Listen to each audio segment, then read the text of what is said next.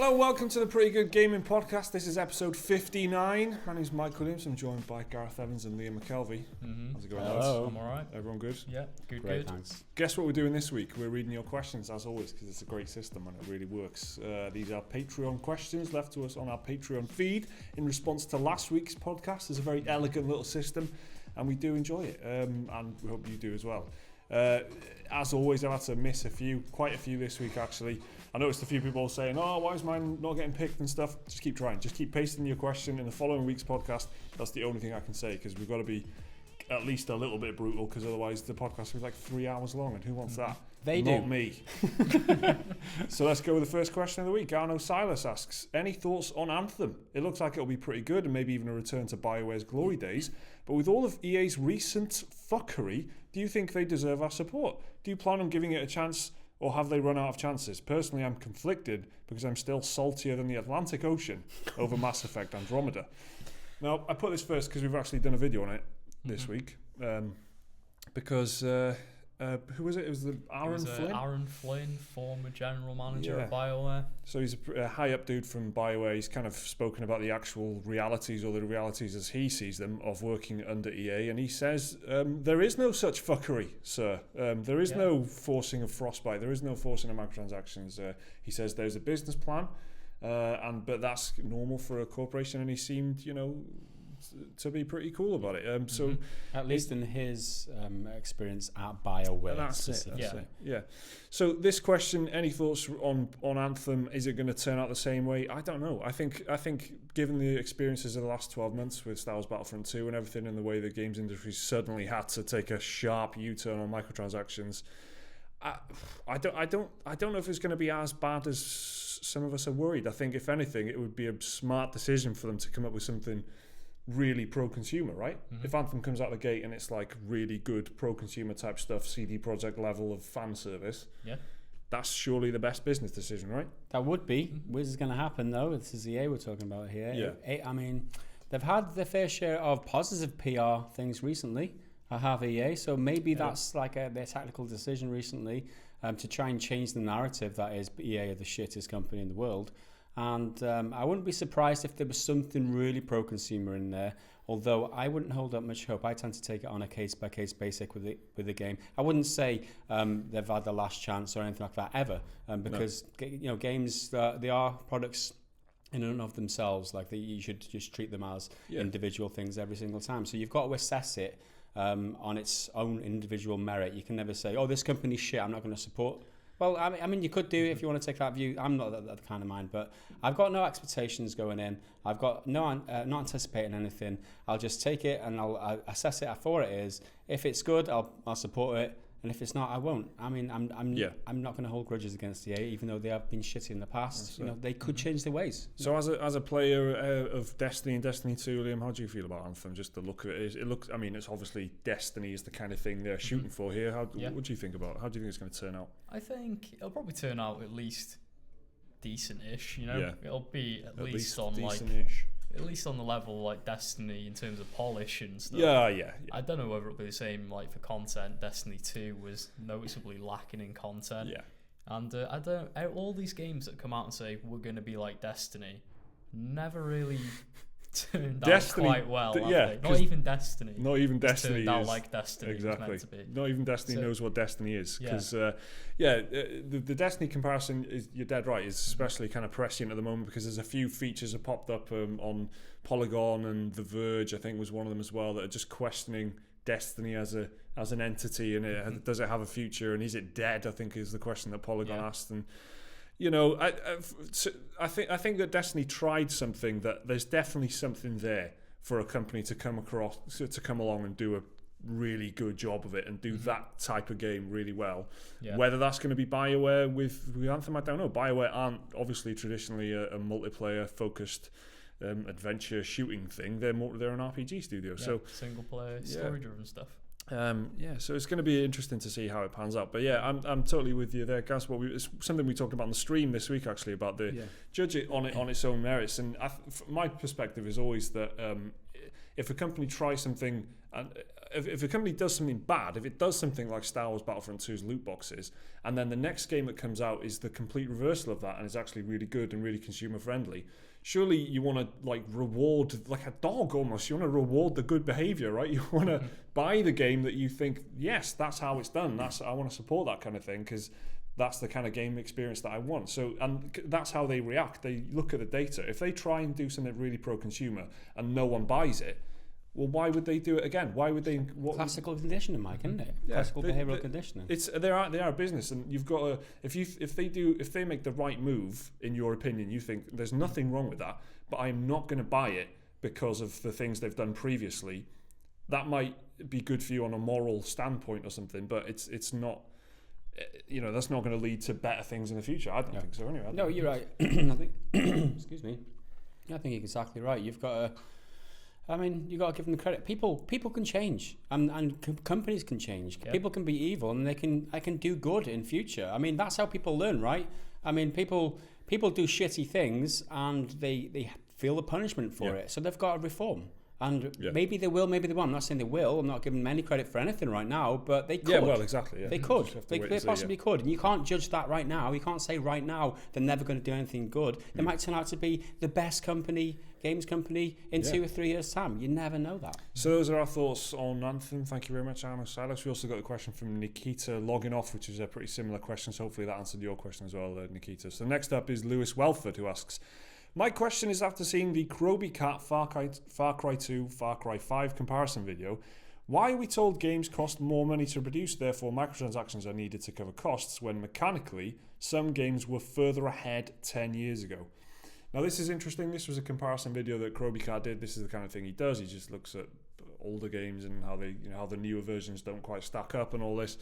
And the Far Cry 2 one, he's picked some very things that do look quite damning, very basic things like the way that fire spreads through vegetation and stuff. It doesn't quite spread as far in Far Cry 5, and like shooting destructible environments. Like you could shoot the branches off trees in Far Cry 2. You can't do that in Far Cry 5. So that kind of comparison. Where do you guys stand on this? Is there any justification for Far Cry 5, first of all, before we go into the microtransactions and stuff, for Far Cry 5 not delivering that kind of real granular detail in the open world? Do you think it's reasonable for them to drop things like shooting branches off trees, or does that kind of thing need to be in Far Cry 5 if it was in Far Cry 2? It's an interesting video. Do you watch the video, Liam? Yeah, I've seen it. I think it's one of the things that's got making the rounds now, because it is. I think everyone's seen it, but I don't know whether they need to do that kind of thing every single time. Obviously, some games are better than others, but Far Cry, what gets me about that kind of video is very curated, it's very cherry-picked, right? Yeah. So it's not showing the other side of it, where Far Cry 5 is better than Far Cry 6. It's vastly superior than it in many ways. In a lot of ways. And it's easy to watch that video and come off like Far Cry 2 is better than Far Cry 5, when that clearly isn't the case. Yeah. So it's, and I don't get jaded by just the information that they get put in front of you. Think about the bigger picture. Far Cry 5 is a better game, but there are only certain... All right, shooting leaves off trees, that would be nice in Far Cry 5. It wouldn't make a great deal of difference to me. Far Cry 5's got the benefit of 10 years of development knowledge and stuff, things you just don't really think about. Things like that I pointed out on the UI video that I did on the weekend, if you want to check that out. Which was a great video. Thank you very much, Gareth. You've seen the video then, Liam. Yeah. What do you think of that comparison? I mean, it would be nice to have like little bits of polish detail like that and stuff put into the open world. It shows care, I think, doesn't it? That's what it shows. It shows like a certain degree of craft to it. Yeah, that's it, yeah. But at the end of the day, it's like, how many people noticed stuff like that, and did that affect your enjoyment and time with the game? Yeah, I think that's the point. I don't think Far Cry 5 would have been a better game if I could shoot the branch off a tree. Well, that's exactly it. Far Cry 5 is a leaner game, I think, in some ways, the way it's designed and stuff, but that's for the better, I think. It's less detailed in some ways, but is it less fun? I don't think it is. I think it's more fun, and I think there are things in Far Cry 2 that were bad design decisions because they were so committed to that realism. I was going to say, the fire was annoying. It was more of a hindrance. It was doing my head in. It was really annoying. It was just you throw a grenade trying to take out an outpost. Yeah, boom, forest fire. And then you were caught in an entire like you said, forest fire. It wasn't a great kind of. Sometimes it would be annoying. There was the malaria thing, which was a big factor. There was certain things like I think the outposts would kind of reset. If I remember rightly, so you'd clear it, and then you go back there, and you're like, "Who the fuck are these guys? I killed all these guys, and they're back. You know, they're back, and they stuff like so. You'd have to swim over a lake to get to your objective, but then because you were in water, your gun would jam when you tried to use it. The gun jamming. It was very, very realistic, or in some ways there were some really realistic concepts in it. That and so that isn't in Far Cry 5, and is that a fair comparison? I don't know. I just think that Far Cry 5 is. There's more thought gone into it than I think people give it credit for in some ways, and just purely in terms of game design. I'm not talking about the story and stuff here. I'm just talking about the way the game plays, and there are some fun things in there. The Far Cry arcade and things is a huge, great addition. It's about distribution of resources for me. I mean, I think if you put a lot of resources into the fine details like they did in Far Cry 2, you get your hardcore fans appreciating it. But then if you distribute the resources into a wider scope, like you make sure that you serve your multiplayer side, you do the Far Cry arcade thing, you make sure your world's better. If you use all that time and resource in more effectively in better ways, you might end up with a better game overall, but not quite highly as technical. So watching the video, it's easy to say to jump to conclusions. It seems bad, doesn't it? It seems a lot worse. I am the most slow, painstaking kind of gamer there is. I think I walk through environments, I take screenshots of said environments. Please don't laugh at me, but that's how I play games, right? And I never knew. I've completed Far Cry 2. I never knew that you could shoot the branches off trees. I never noticed it, and it was. And I am the kind of person who plays a game to explore it, to see what's going on. It probably happened multiple times, but I never noticed that as a cool, cool little addition to the game or whatever. It's only when it's pointed out over the course of a minute or two in a YouTube video to show the extent of it. That's where it really comes apparent. Did you see Donkey's Far Cry video? I did, that came out? Yeah. If you went just having that video as your impression of the game, you'd think it was a broken mess. When it's probably like broken but entertaining. Yeah, but really, it probably would have been. That's like a 3-minute video distilled from probably hours upon hours of gameplay. Yeah, it's been two weeks or so since the game came out, if that's right. So he's had a long time to put that video together if he got it pre-release and everything. So anyway, it's a great question, I think. And in terms of the excuse of, we need to put microtransactions because development is so costly and stuff. I personally find that to be kind of bollocks. I never buy that really, because there's just so much money in the industry. They can spend so much money on marketing and stuff that to say that we need to put microtransactions in it to fund the development of the game, I never quite swallow that as an excuse. But in terms of comparing a game like Far Cry 2 to Far Cry 5, I think there's a video like Krobicat's video can just make it seem a lot worse than it is, right? So that's a great question. Thank you, Lewis. I hope that answered it. Egg asks, hey, PGG, after playing through Far Cry 5, I realised how nice it is to have a companion in an open world, whereas in games like Fallout, I took them for granted. Who are your favourite or most hated companions in any game? So companions in video games, you get companions in RPGs and stuff like that, don't you? Yep. My favourite, while you guys think of yours, my favourite is probably the Fable 2 dog, which is a bit. That's a good choice. I do like it, even though it was overhyped, right? By let's not say his name. And HK-47 from Knights of the Old Republic, the kind of robot who would always preface all of his lines with a word that described what kind of thing it was. So he would say statement or whatever, and then he would say the thing or whatever. And it was just a great little quirk, and he was a really great kind of sinister, complicated character. Not bad for a robot. Kreia as well, who's a great KOTOR 2 companion. My favourites, I think, are Morrigan and Alistair from Dragon Age Origins, who were like this kind of witch character and a Templar knight who were completely at odds.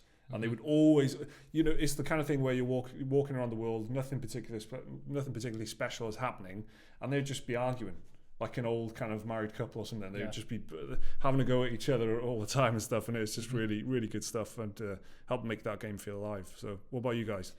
There's a lot for me. Garrus from Mass Effect, he's badass. Garrus is a classic, yeah. You got Kazooie, Banjo and Kazooie. Banjo and Kazooie, Still a companion. There you go. Yeah, Jack and Daxter. Jack and Ratchet and send Clank. a name. How can you ignore that kind of brotherhood? You know what I mean? Like RPG-wise, I like Vivi from Final Fantasy IX. Vivi's a great awesome, one. Yeah. Just because he's got a great character arc to him. Definitely.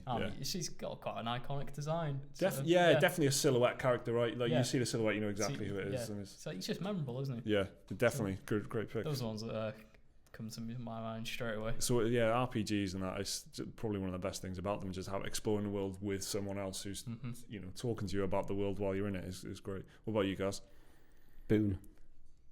Off of Fallout? Fallout New Vegas, yeah. I mean, he's just a badass sniper. I mean, he's got... Is he the one at the top of the... He's in the T-Rex. Yeah, he's in the T-Rex, yeah. Yeah, he's cool. Head and shoulders. If I'd pick one companion in that game, in any game, I guess. I mean, I don't like companions in general, so I like to play on my own. I like to get the XP, right? What's the point sharing XP with an NPC? Why would you do that? It's not good for business. No, it's not. I'm a practical man.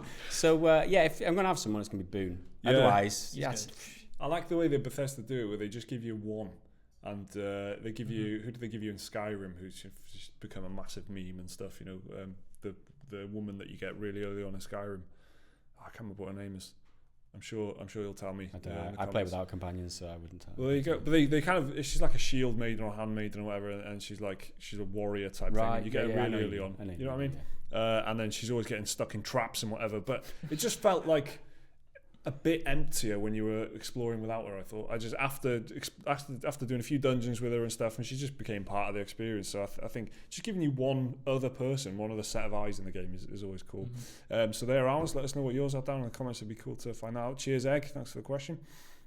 Stephen, this bit is getting old. Hughes asks, movie tie-in games seem to be a thing of the past, and while this may be for the best, would any of you like to see them make a comeback? And if so, which movies? Movie tie-ins. What's your favourite movie tie-in games, guys? King Kong. King Kong, really? It's good, yeah.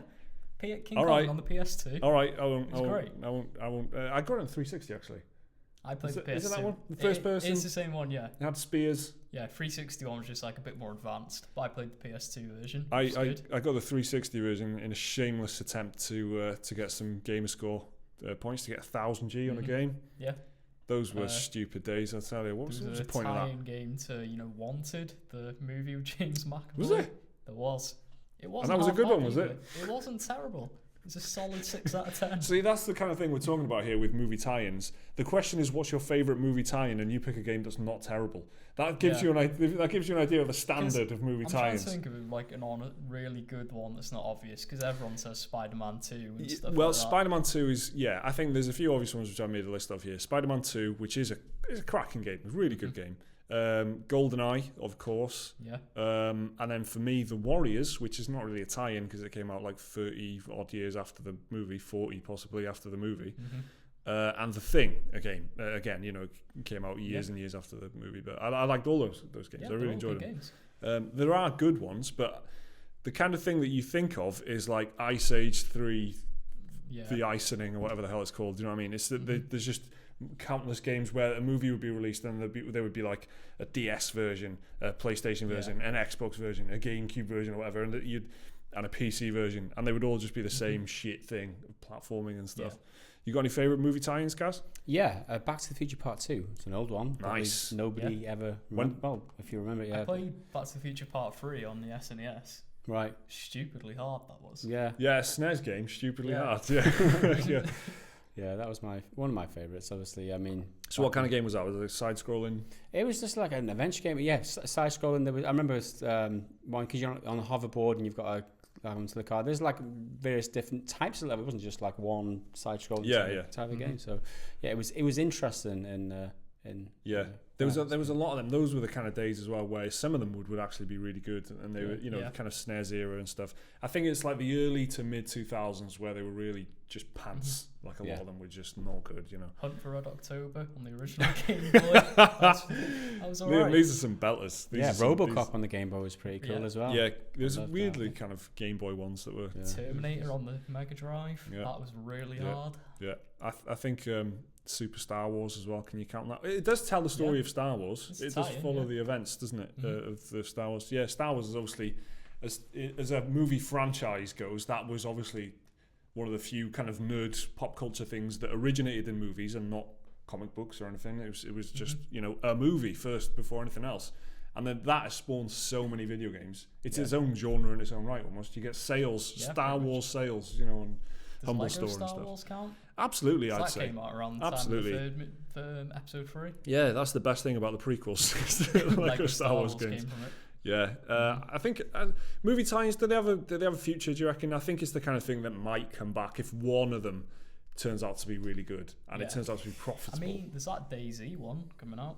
It's not DayZ, World War Z. Ah, right, okay. Brad Pitt movie. Yeah. That's getting its own license game. Based on the book, yeah. I think the game industry doesn't need the movie industry to sell games anymore. The games industry is bigger than the movies industry now. It doesn't need that tie-in. It definitely would have been the kind of thing where it was just part of the marketing padding. Like they were like, "Oh, you got there's a new Pixar film. Well, we need like 6 different versions of the game for PC and all the different platforms and stuff." And then it would just be part of the hype around the movie, and it would just be a more of a significant thing because not only is the film out, once you've seen the film, you can go home and get the game and play the game. And that's what I did with King Kong.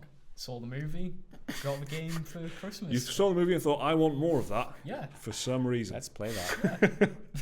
Yeah. Don't judge me.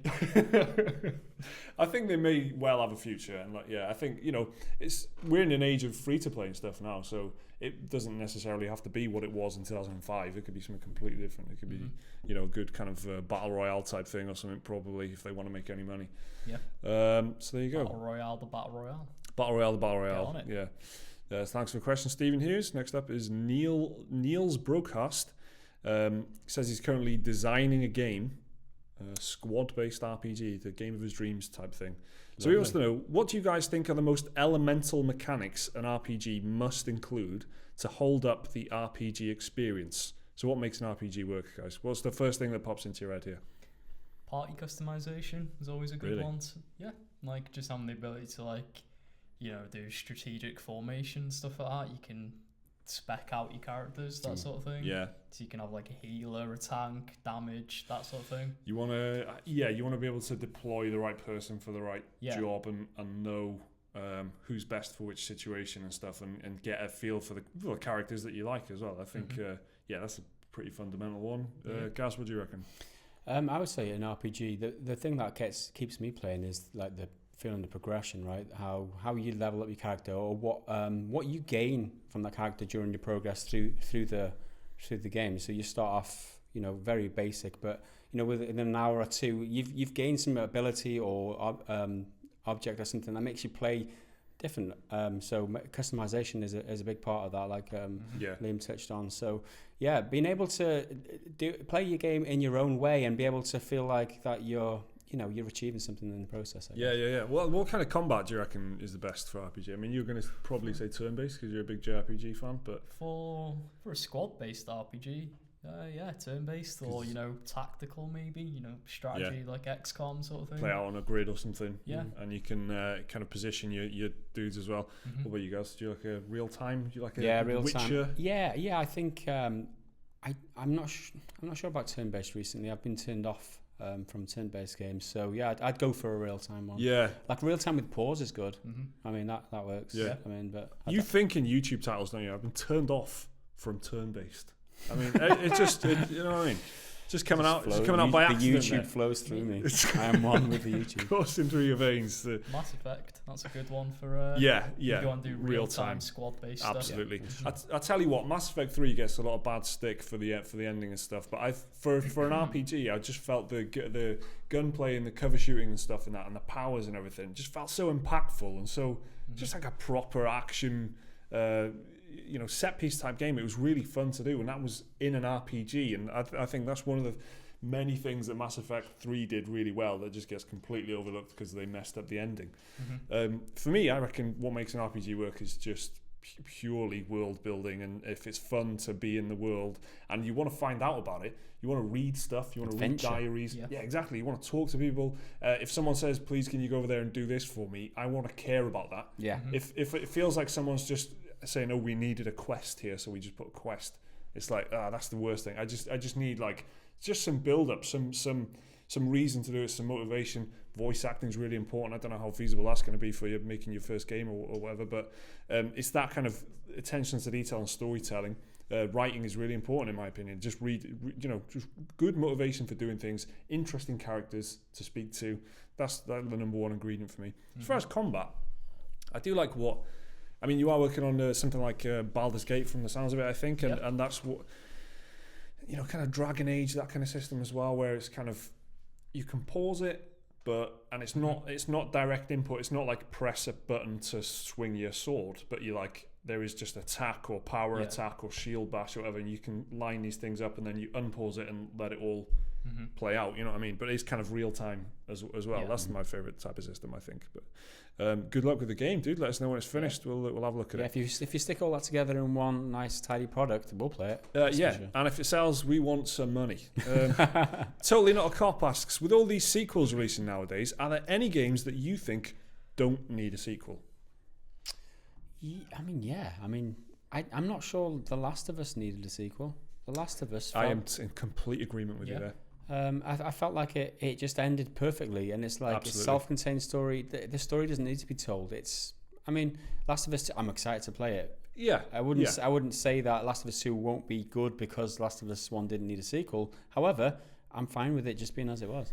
I'm in complete agreement with you. It just feels like it's the ending is absolutely perfect. The character, it's just a story in a universe, and I don't even feel like I need to explore a universe anymore. The universe is there as a platform for the story, the central two characters and stuff. Great kind of central dynamic, and I kind of don't want to see how it pans out afterwards. I want to just be left open. I'm that kind of person, I think. What about you, Liam? Might be a bit controversial. Go on. That's like Red Dead Redemption for me. That ended perfectly. That had a great story arc to it. I would have preferred, well, because we obviously don't know what Red Dead Redemption 2 is going to be like. We know it's a prequel. I thought maybe do like Red Dead, but another story, another character, like they did Red Dead Revolver on the PS2. Yeah. And then they did Red Dead Redemption. So maybe do a different set of characters instead of going back to Dutch and his gang. It's the kind of thing where the world is the star of the show, right? And it's you kind of just riding around the old west and stuff, and you think, oh, this is amazing. So could they have done another western that didn't have the redemption part of it, where it was Red Dead, whatever. I feel like Red Dead Redemption, it's primed for a sequel now because gaming's moved on, right? And they could make that world so much better. They could flesh it out so much more, and then make open world games have developed since that. Since the original Red Dead Redemption. So I feel like there's more to be added to the world. They could make that game better by today's standards. Sorry to disagree with you, like just blatantly, but I mean, in my opinion, I feel like it's I'm really looking forward to that. You want to see a Red Dead? I want to be more, like you said before about The Last of Us. Like you don't really want to explore the world anymore. Because it's a narrative-based game, right? Yeah. If they did, what more can you add to them kind of mechanics? It did everything that it did really well. Being a cowboy in a Rockstar open world game is a different thing to being a disgruntled, kind of depressed, miserable man in the post-apocalypse who's got a very specific character. Obviously, John Marston's a very defined kind of character, but so far, I've got to be honest, I'm with both of you because I think, if there wasn't another Red Dead Redemption, fine, because Red Dead Redemption would forever be a classic and a standalone thing in my mind. And that's I'm not saying there shouldn't be like another Red Dead game. I'm just saying have it completely standalone. Different story, that's what I took from no connection to the first Red Dead. Yeah, and that's where the title change would come in, right? So it would be Red Dead something else rather than Redemption, because a lot of people were saying, well, this is not Red Dead Redemption 2. This, if anything, is Red Dead 3. Before they revealed the name, and then they revealed the name, and then those people. So that in Jim Sterling voice. Shut up. Yeah, yeah. So for me, I'm going to say Bloodborne because even if I think they're closer than ever to revealing it. I think, and there's been that kind of weird teaser trailer that people say could be. Was it Tenchu or Bloodborne, Shadow Tower? Yeah, all these different types of games. I would, if there's never another Bloodborne, brilliant, because it's again forever going to be a little masterpiece of the current generation, and yeah, I'd be absolutely fine with that. And again, I don't feel like I feel like I've seen Bloodborne's world completely, and I don't think there's anything else I want to see in it. So probably Bloodborne, and I would also say The Last of Us. Yeah, and to be honest, The Witcher 3 is just the definitive ending for Geralt's story, I think. And I played through The Witcher 2. I didn't play the original Witcher properly anyway. I just dipped into it, and just The Witcher 3, I think, ends in such a way that that's it. That's Geralt's story. They've even said that's Geralt's story. And I know there's a bit of kind of clamoring for some more Witcher universe type stuff, but again, it's one of those that I don't need it. At least for the next 10 years, I'm fine. Like, just concentrate on Cyberpunk. I don't need another Witcher game. So those are my two picks anyway, Witcher and Bloodborne. Yeah. But it's a weird thing. It's a weird thing to think about. Like, what do you not want a sequel to? Yeah, it's because you don't want to destroy all the memories. Exactly, yeah. If a game's that good, you're like, just leave it as it is, because I remember it as being amazing. So don't spoil that. That's why I want a Red Dead game, not about... because it's a prequel, so you know John Marston's probably going to turn up at some point. Yeah, it would be a bummer if he didn't, really. Yeah, but it's just like, for me, his story was so perfectly done. Yeah, that like I don't think there's any. I don't want to go back. I think they'll do. I think if there's one company I can trust to be very careful and to come up with something very enjoyable and entertaining, no matter what it is. Yeah. It's Rockstar, though. Oh yeah, I trust them completely.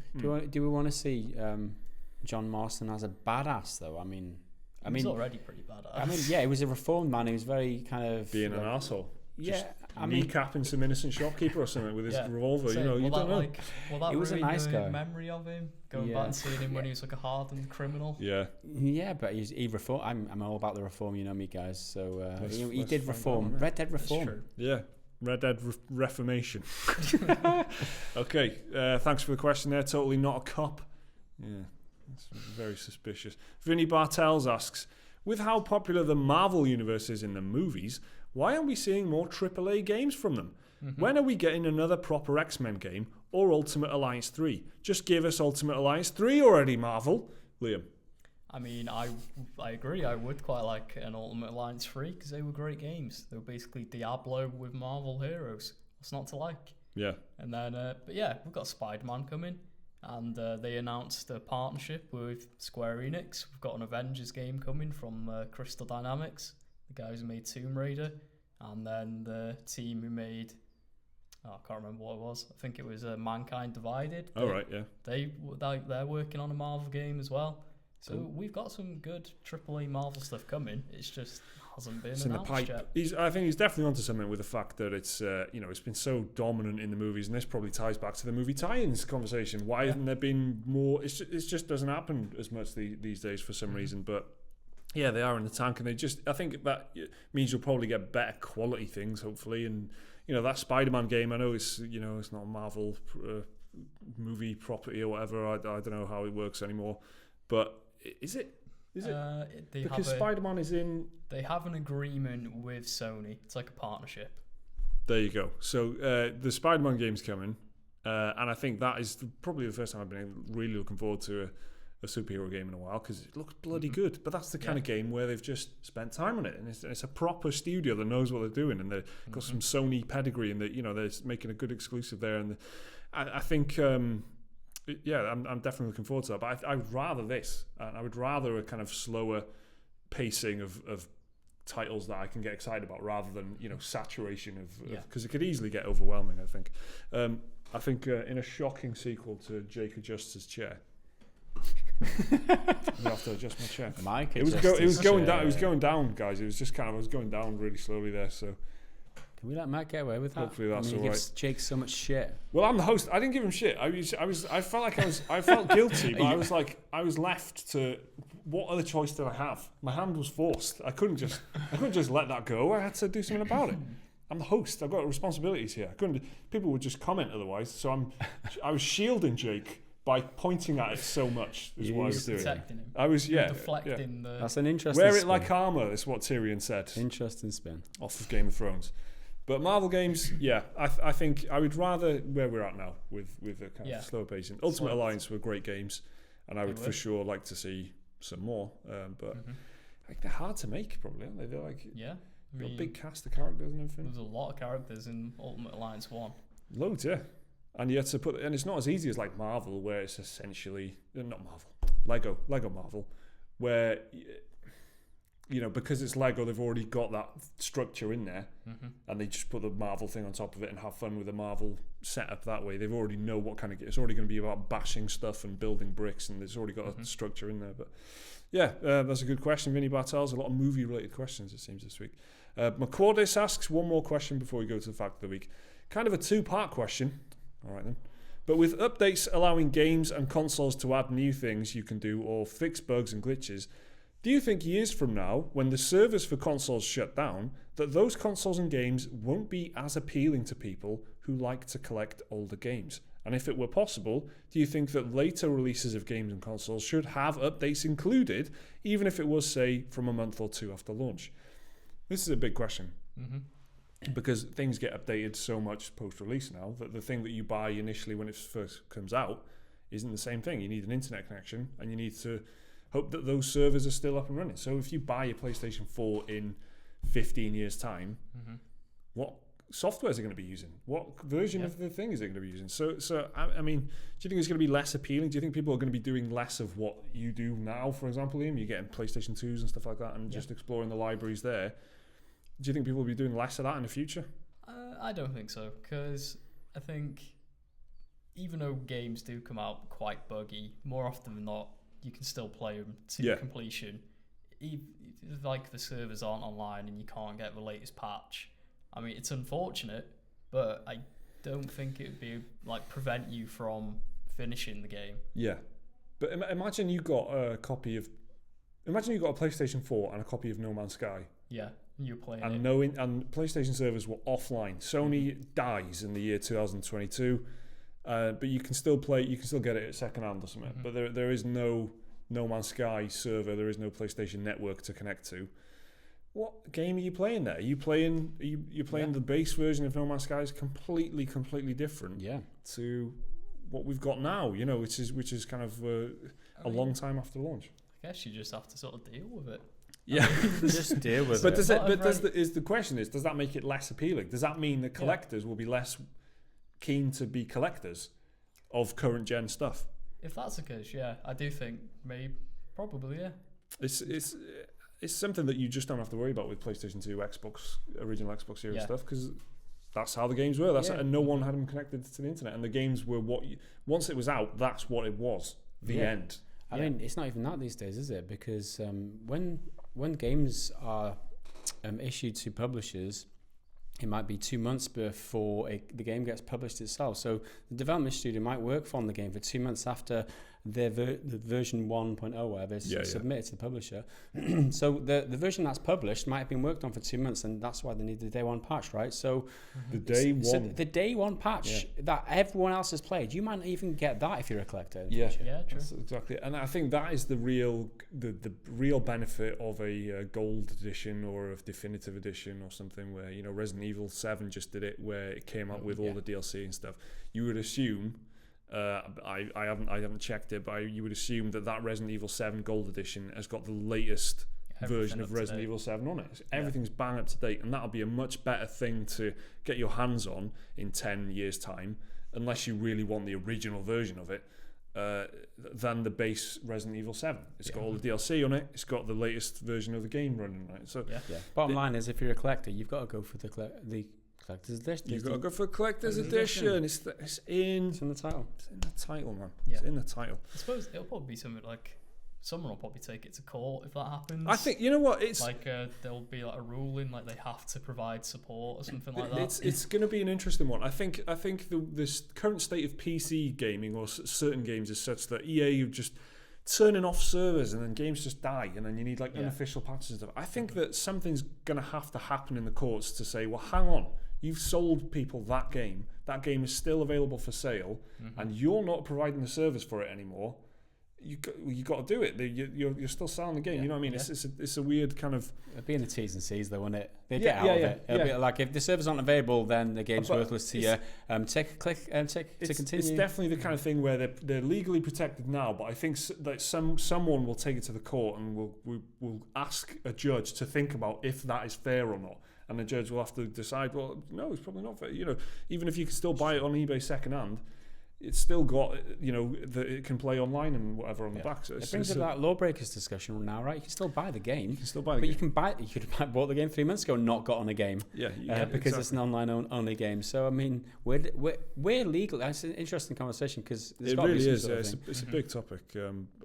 Good thing to raise there, McQuaddis. Really appreciate that. As usual, asking the big questions. So let's move on to Fact of the Week. Can we have the jingle, please? In the 2009 Ubisoft video game Assassin's Creed 2, the map symbols for Templar layers in the game are actually the symbols of the Knights Hospitalia. So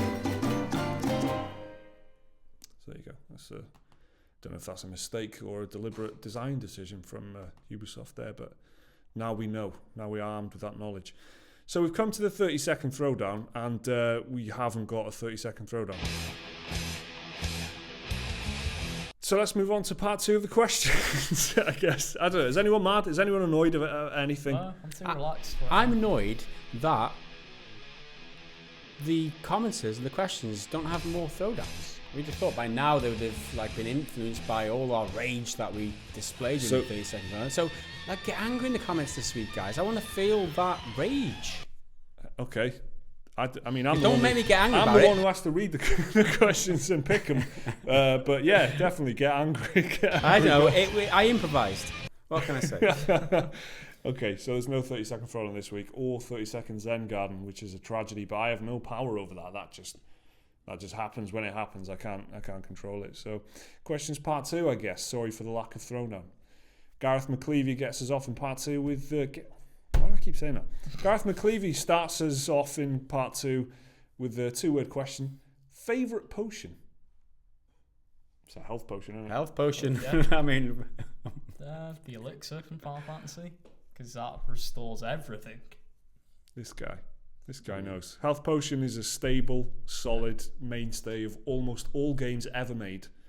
But elixir, it's like it's essentially a health potion, but times 9. What about the potions from The Witcher, which give you enhanced Yeah, abilities? there's some that make you see in the dark and stuff. They do also poison Geralt at the same time. Yeah, I love that system. I love the you can make yourself stronger, or you can make your damage more significant or whatever, but you just don't overdo it because there's a poison factor to it, and then that's a really great kind of a little bit of design anyway. But it's a health potion is the answer, Gareth McKelvey. Thanks for your effort again. Just the Stormtrooper asks, I've played through Soma recently. Soma, the kind of underground, undersea, Bioshock type thing, but without walking any simulator thing. Yeah, but without any shooting and that. And the question that arose from the ending concerning the cheating of death, spoilers, was the following: if you had to choose, would you A, transplant your brain into a special container linked to a sturdy as hell exosuit?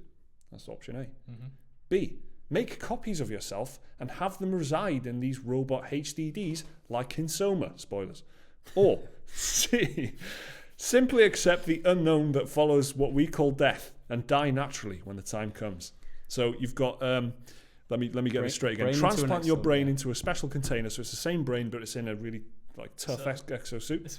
Make a copy. Basically. Yeah, you've got 2 options for immortality: transplant your brain, back yourself up into a hard drive, or die. This is philosophically interesting for me, right? Option A is hands down the best option.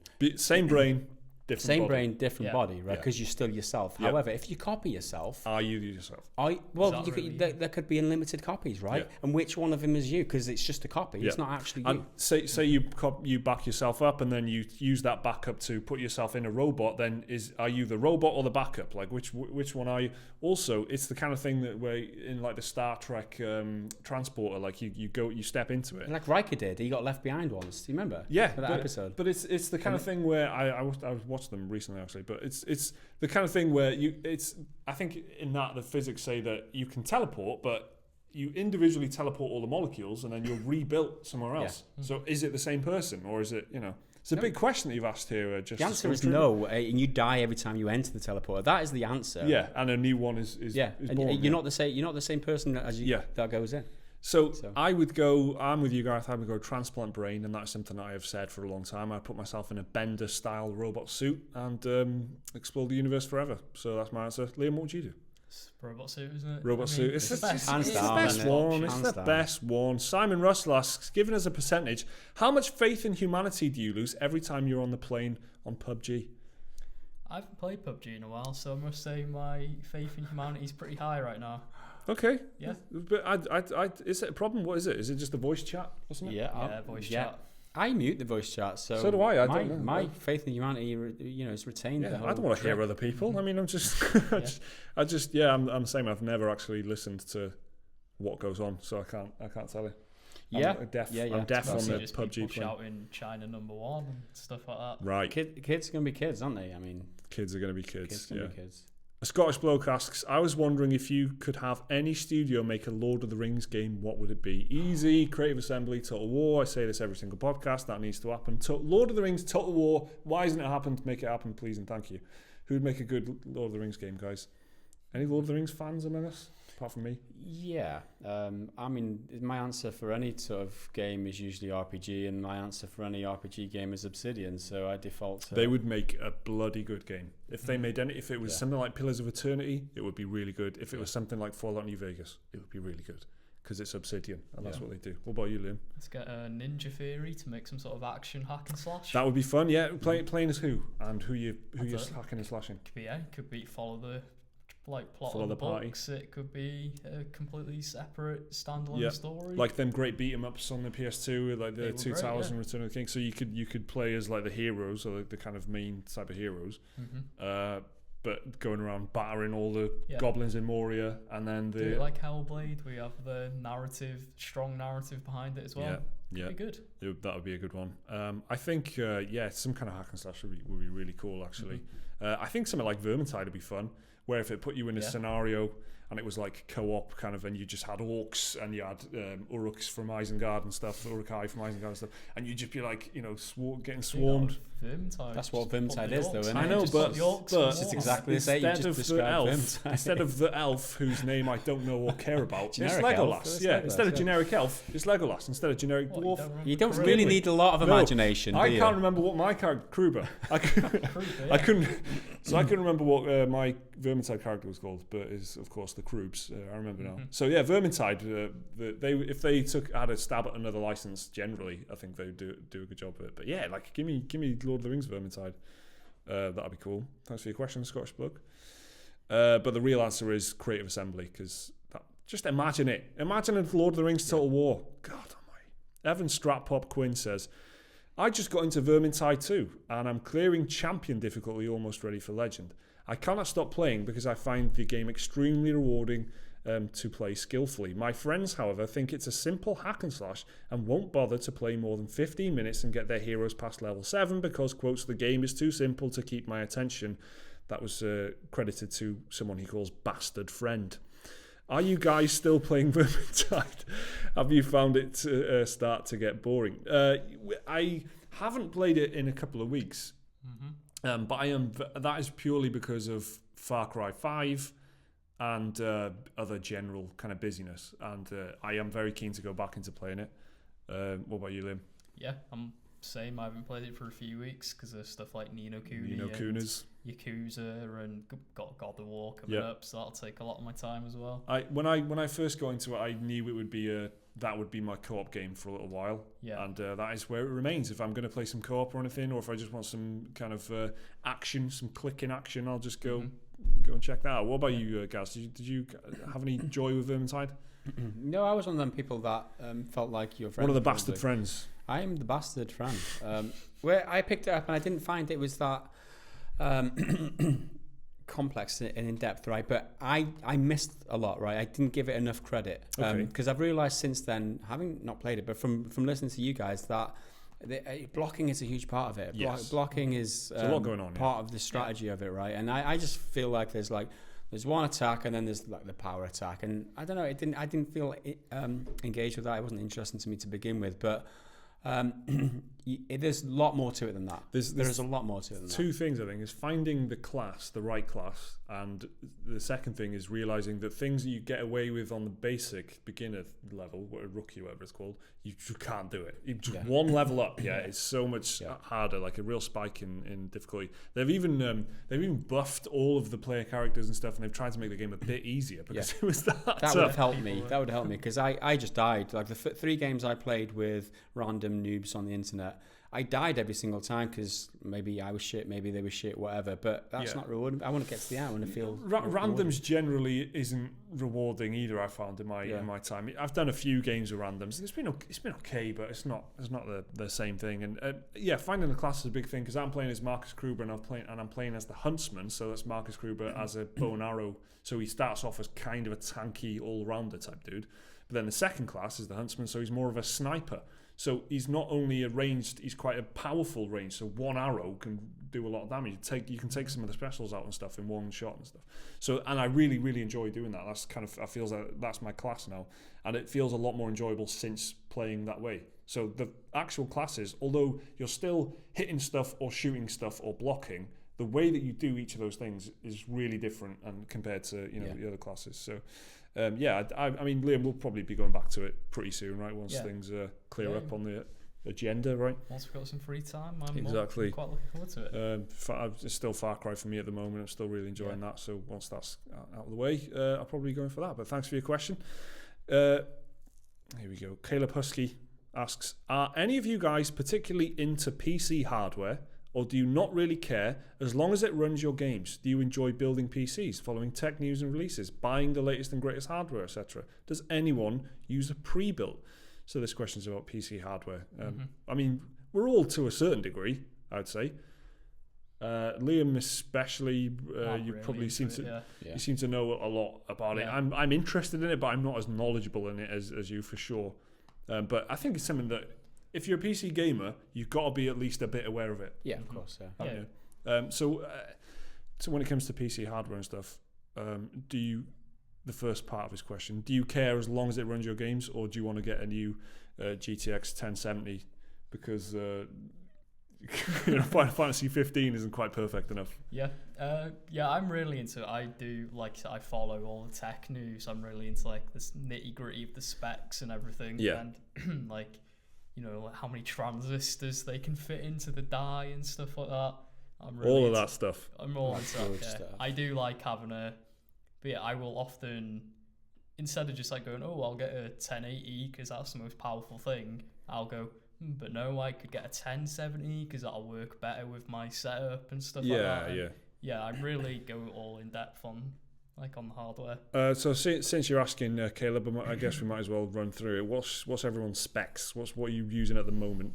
Do you want to start, Liam? I have Intel i5 7600K overclocked to 4.5 gigahertz, 16 gig of DDR4 RAM, and the GTX 970, 2 SSDs, and 2 mechanical hard drives. I mean, one's not enough, is it? It's just... I literally... Might as well not have a PC. I bought the extra SSD to put Final Fantasy 15 on it because my first SSD didn't have enough space left. Jesus, that's dedication. I just need a better graphics card and I'll be golden. Yeah. What are you using, Gaz? You mean you do a lot of gaming on a laptop now, don't you? Yeah, because it's portable, I can play at home and play at work, and I can install games, and I can do the streams and everything. That's why I use the... That's what we use in the streams, isn't it? Yeah, laptop.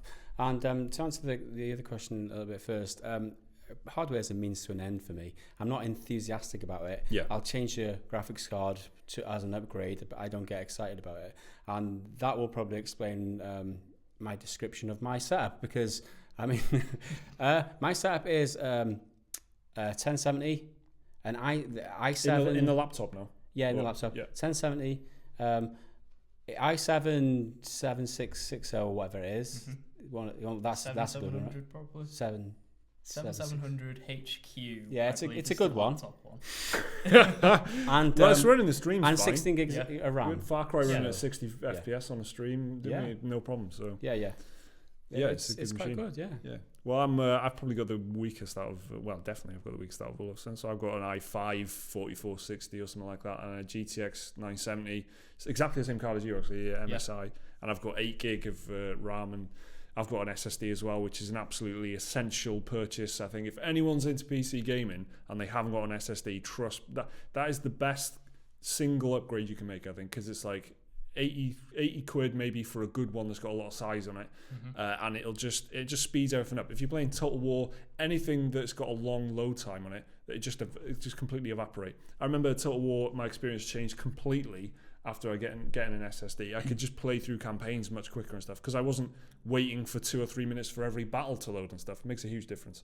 So yeah, I'm exactly between both of you, I think, in that case, because I am interested in it, and I do want my specs to be kind of good, but manageable. And I'm for the first time in about 2 years now, I'm thinking, it's kind of creaking a little bit, and I'm kind of thinking about looking at another CPU and stuff. And it comes down to the type of games you play as well, because if I play a lot of Total War, obviously, so that's a very CPU intensive game because there's hundreds of individual units that need animating and stuff.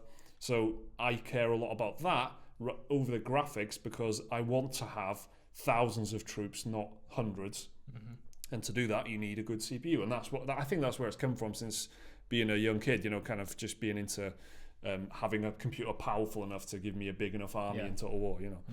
In tech news, I'm not that really that thingy. But so yours is a pre-built, Gaz. Mine is halfway, so it was pre-built, but I've since added an SSD, power supply unit, and a graphics card. And you built yours? Yep, completely custom, built from all the components, assembled by yours truly. Yeah, I built my previous one actually, but the pre-built I got a really good deal on it, and they just custom built it for me.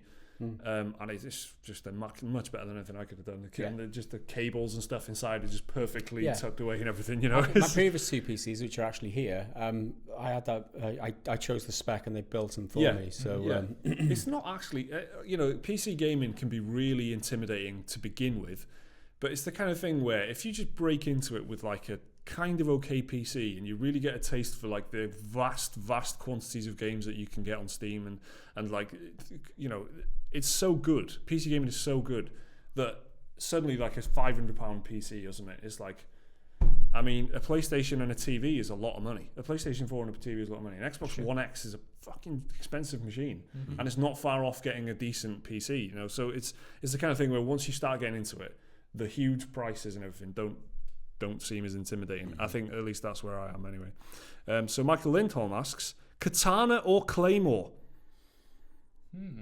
Claymore, of course, being the big two-handed, kind of Scottish, I guess, kind of synonymous with Braveheart, that kind of thing.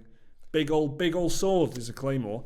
Katana, of course, a bit more elegant, thinner, and can be implemented in a sci-fi scenario like Warframe and not look out of place. So, favourite weapons, guys? Katana or Claymore? It's got that elegance and the style. Yeah. Result. The samurai, of course. Yeah, the Claymore was a bit big and brutish. It's two-handed, right? And Katana would be one-handed. Well, you could have no, definitely two-handed. I've seen. Yeah. I think the Katana's two-handed, right? But you could have a one-handed one, I reckon, or maybe they're called something different. Yeah. But you could usually, you could use it with one hand. I definitely think Katana. I think Katana all day, every day. Yeah. But then you've got to think about if you put a katana in a For Honor style situation. If you put a katana up against the Claymore, would the Claymore just cut through the katana like a brittle twig? I suppose maybe. The katana's got the speed advantage, hasn't it? Yeah, agility, So by the time the Claymore's raised in the air, it's like, it's taking the guy's hands off. Exactly. It's a deep question, this, for 3 words. Katana or Claymore? It's just brought ruin upon us. It depends on the hands, essentially, right? Yeah, are they gauntleted? Are they like armored up? I think the only solution. if you're a samurai, then you want a katana, right? Yeah. And if you're a big Scottish Highlander dude, you want a free in Scotland from the English or whatever. You've got a Braveheart scenario. You need a Claymore. Because you've got to go through thick armor. Exactly. Exactly. That thick kind of English knight's armor. It's not, katana's going to bounce off that. I don't know. I can't help you, Michael. It depends on your situation. It depends on the war that you're currently fighting, I suppose. So that's it. Those are all the questions that we've been asked this week that I could pick up. And like I said at the top of this, a few of you did miss out, and that's is the way it goes. I'm sorry, we can't get them all in. If we did miss you out this week and you just want to get us asked, then just paste your question over to this week's podcast and paste it below this one, and we'll check it out. We usually try and get I usually try and get about 15, 16 in for it not to be ridiculous. But some of your questions have been really good this week. Again, some big topics and stuff. And if it's not about terrifying VR or whatever it was last week, it's big questions about the state of the industry and stuff. So really, really appreciate it, because you essentially help us put this podcast together. Thank you very much, everyone, for watching, and thanks for listening. We'll see you next time. That is annoying.